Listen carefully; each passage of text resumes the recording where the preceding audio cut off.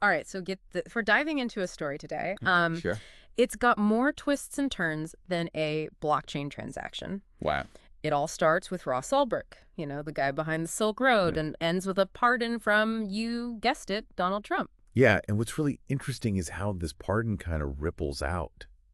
It's Yeah. not just about one man and his crimes, but Right. this case, it touches on like the early days of Bitcoin, the power of these online marketplaces, and even freedom in a digital age. Exactly. And Yeah. you sent over a fascinating mix of articles for us to dig into. Yeah. Crypto Briefing, Cointelegraph, even Fox News. Wanted to get all the angles. Yeah, so we've got a pretty 360 view of this whole situation, ready to unpack it. Absolutely. Let's start with the Silk Road itself. I Yeah. think a lot of people see it as a cautionary tale, Yeah. but it was also like a pivotal moment for cryptocurrency. Right. I mean, here you have this online marketplace Yeah. operating in the shadows of the internet, and it becomes one of the first places where people are actually using Bitcoin for Yeah. real-world transactions. Exactly. Before Silk Road, Bitcoin was mostly like a curiosity for tech enthusiasts and cypherpunks. Right. But this platform, despite its illegal activities, kind of thrust Bitcoin into the spotlight. Yeah. It showed the world that this digital currency could actually be used for commerce, Yeah. albeit in a very controversial way. Okay, so let's break down the timeline here for a second. Oh. Silk Road launches in 2011. Right. By 2013, Ulbricht's arrested. Mm-hmm. Then in 2015, he's sentenced to life in prison without parole. Wow. A sentence many, even within law enforcement, considered unusually harsh. Yeah. And it's important to understand the context of Bitcoin at the time. Yeah. In 2011, Bitcoin was still in its infancy. Right. The price was volatile, and most people had no idea what it was or how it worked. Yeah. But Silk Road kind of changed that. It's fascinating to see how this underground marketplace, fueled by illegal activities, ended up contributing to the first major Bitcoin price rally. It did. Back in 2011, the price jumped to $32, which might not sound like much now, Right. but it was a huge deal back then. It was a sign that Bitcoin was gaining traction and that people were willing to use it, even if it was for things that were, shall we say, outside the law. And even from prison, Ulbricht remained connected to this world. He helped shape. He did. He was even warning people about a meme coin scam using his name, Oh. proving that even behind bars, his influence in the crypto world was undeniable. Yeah, and that connection is precisely why his pardon has resonated so strongly within the crypto community. Mm-hmm. Many see him as a martyr, someone who was punished too severely for his role in a system that ultimately helped pave the way for the wider adoption of cryptocurrencies. You've got figures like the Bitcoin historian Right. and programmer Amir Takaki openly crediting Ulbricht for their success in the crypto world. Yep. And then there's Tim Draper, a billionaire investor, Mm. who's been vocally supportive of Ulbricht, viewing him as an entrepreneur who took a risk, albeit a controversial one. Draper's support is particularly interesting. It kind of speaks to a certain mindset within the tech world, Mm. a tolerance for risk-taking and disruption, Yeah. even when it pushes legal and ethical boundaries. So we've got this complex web of technology, crime, and ideology swirling around Ulbricht. A lot. But then, after over a decade in prison, Trump throws a major curveball, a full and unconditional pardon. And the way Trump announced it on Truth Social, emphasizing full and unconditional, definitely added to the drama. Right. He cited various reasons, including honoring Ulbricht's mother, acknowledging the libertarian movement, and even criticizing the prosecutors involved. Let's talk about those motivations for a second. Okay. We know Trump made promises during his campaign about pardoning Ulbricht, Right. likely appealing to libertarian voters. Right. The libertarian perspective is key here. Yeah. They generally advocate for minimal government intervention in both the economy and personal lives, which aligns with their opposition to the war on drugs. Right. They see it as government overreach, a violation of individual liberty. So for them, Ulbricht becomes a symbol of government overreach. Exactly. It's not necessarily about condoning the illegal activities on Silk Road, Right. but rather questioning the severity of the punishment and the government's role in controlling online spaces. And this pardon, while bringing joy to Ulbricht's family and supporters, also sparked controversy and raised a lot of eyebrows. Even within the Bitcoin community, the reactions were mixed. Yeah. Some were ecstatic, seeing it as a victory for freedom and a sign that the government was finally recognizing the legitimacy of crypto. Others were more hesitant, questioning the timing and motivations behind it. Some even pointed to the irony of it all, a pardon from a president known for his own controversial actions. Yeah. And let's not forget the other pardons issued by Trump at the same time, including those for individuals involved in the January 6th Capitol attack. That's a really interesting point. The timing of these pardons coming alongside those connected to the January 6th events adds another layer of complexity to the story. What do you make of that? Well, it raises questions about the criteria for pardons and whether they are truly about justice or political expediency. So we've got this tangled web of technology, politics, crime, and ideology. Yeah. And it seems like Ulbricht's pardon has only amplified the debate surrounding these issues. It's a reminder that the internet has fundamentally changed the game. Yeah, It's blurred the lines between legal and illegal, public and private, right. individual freedom and societal control. Where do you see this all heading? That's the million-dollar question. Yeah. The story of Ross Ulbricht and the Silk Road is a microcosm of a much larger struggle, a struggle to define the rules of engagement in this new digital landscape. And that's exactly what we're going to unpack next. Stay with us as we dive even deeper into the implications of this pardon for both the crypto world and for the future of freedom in the digital age. It's almost like we're living in a real-life Black Mirror episode. Right. Where the lines between right and wrong, legal and illegal, get blurrier by the day. It's true. The internet, and specifically the rise of cryptocurrencies, has challenged our traditional notions of governance, privacy, and even the definition of crime itself. And the Silk Road, as controversial as it was, played a significant role in pushing those boundaries. It forced us to confront the fact that technology doesn't adhere to the same rules as the physical world. Exactly. Think about, borders. Yeah. In the offline world, we have, clear geographical boundaries. Yeah. But online, those lines become meaningless. Silk Road was operating beyond the reach of traditional law enforcement, Right. attracting both, those seeking privacy and those seeking to exploit the system. And that anonymity factor, it's a double-edged sword, isn't it? On one hand, it can empower individuals to protect their identity and express themselves freely, especially in countries with repressive regimes. But on the other hand, it can be a breeding ground for criminal activity, making it very difficult to track down those responsible for illicit actions. It's a classic dilemma.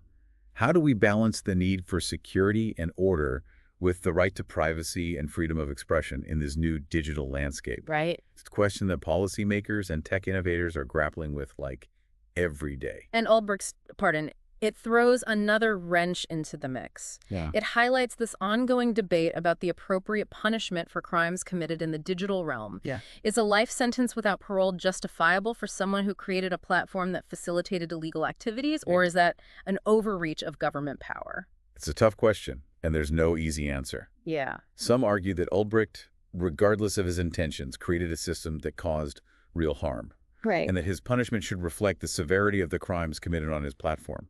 Others, particularly those within the libertarian and crypto communities, believed the punishment was disproportionate to the crime, especially considering that others involved in Silk Road received lighter sentences. Right. They see him as a political prisoner, punished not just for his actions, but for his ideology, for daring to challenge the status quo. And this is where this debate gets really interesting. Mm-hmm. It's not just about the legal arguments, but also about, the philosophical underpinnings of our justice system. Right. What are the limits of individual freedom in a digital society? Right. Who gets to decide what is acceptable and what is not?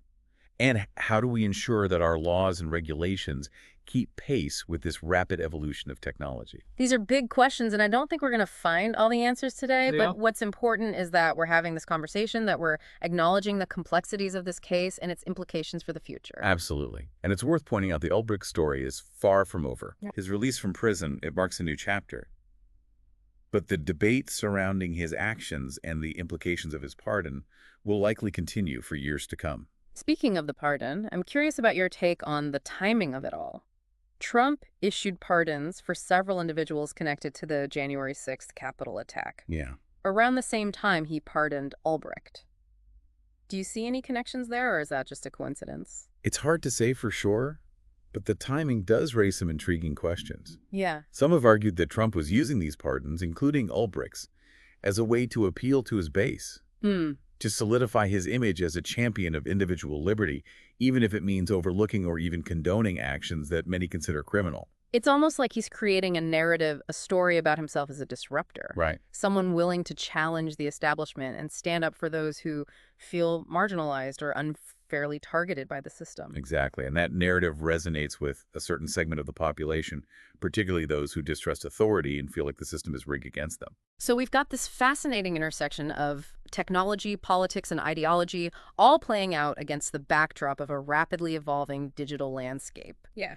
It's a lot to process, and it's hard to predict what the ultimate outcome will be. That's the beauty of it, isn't it? Yeah. We're all navigating this uncharted territory together, Right.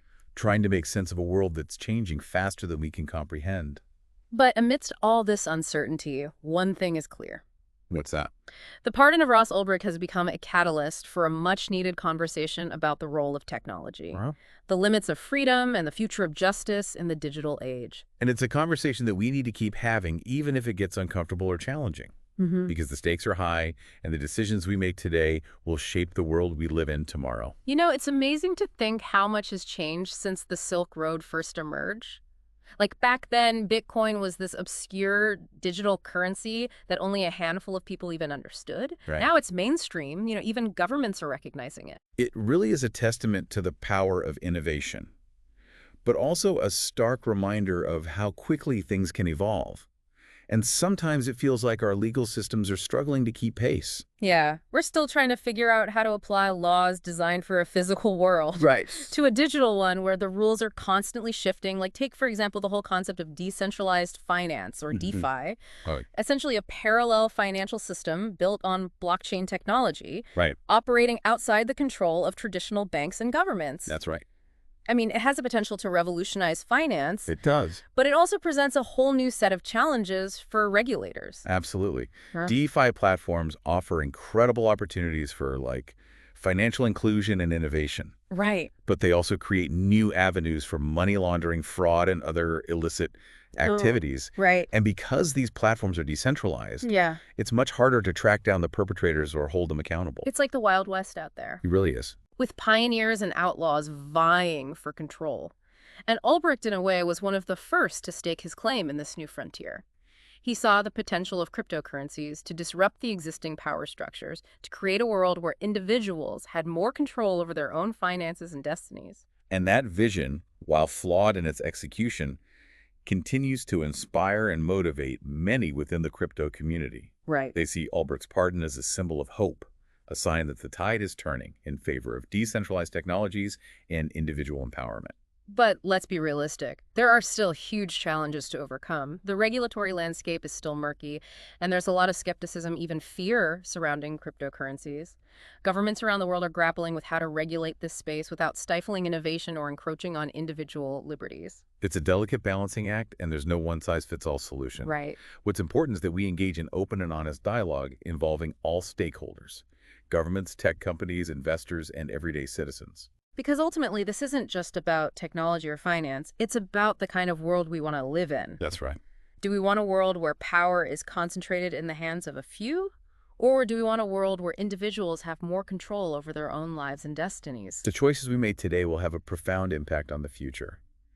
The pardon of Ross Ulbricht may be just one small piece of the puzzle, but it forces us to confront these fundamental questions about technology, freedom, and justice in the digital age. So as we wrap up our deep dive into this complex and fascinating story, what are your final takeaways? What should our listeners be pondering as they go about their day? Well, I think the most important takeaway is that we're all still figuring this out. Yeah. The digital revolution is still unfolding, and there will be bumps along the way. Right. But with every challenge comes an opportunity to learn, adapt, and create a better future. Absolutely.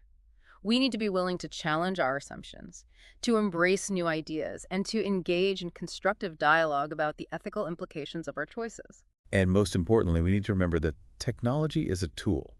It can be used for good or for evil. It's up to us to decide how we wield it. Well said. So for all you deep divers out there, keep exploring, keep questioning, and keep pushing the boundaries of what's possible. The future is waiting to be written, and we all have a role to play in shaping it.